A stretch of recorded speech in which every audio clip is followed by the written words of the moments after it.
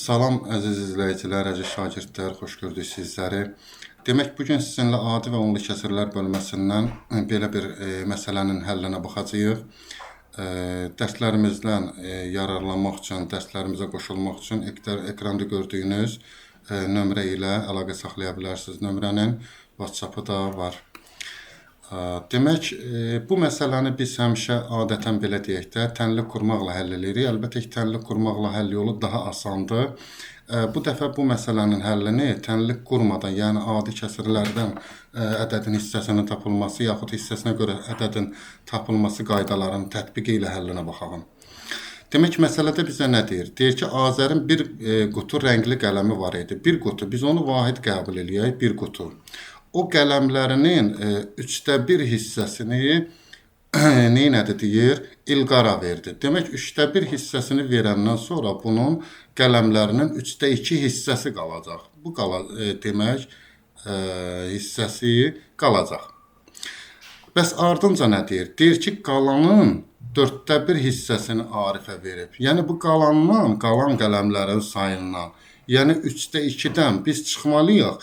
Həmin qalan qələmlərin, yəni 3/2 hissənin 1/4 hissəsini çıxmalıyıq. Bu hissəni biz həll eləsək, alarıq ki, buradan 3/2 minus, burada müəyyən ixtisarlar aparsaq, görərik ki, 6/1 qalır. Və buradan adi kəsrləri çıxsaq, nəticədə 2/1 alınacaq. Demək, Azərin qələmlərinin 2/1 hissəsi qalıb. 2/1 hissəsi qalmış olur. Tamam. İndi burada nə deyir bizə? Deyir ki, hissəsini verdikdən sonra, 1/4 hissəsini Arifə verdikdən sonra 24 qələmi qaldı deyir.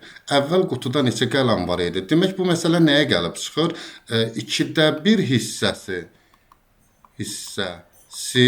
24 olan, 2/1 hissəsi 24 olan ədəd neçə olacaq? 48 olacaq təbii ki. Yəni biz 24-ü bölməliyik 2/1-ə. Bunu da həll eləsək olur 48. Deməli, Azərin ümumilikdə nədir? 48 qələmi var imiş.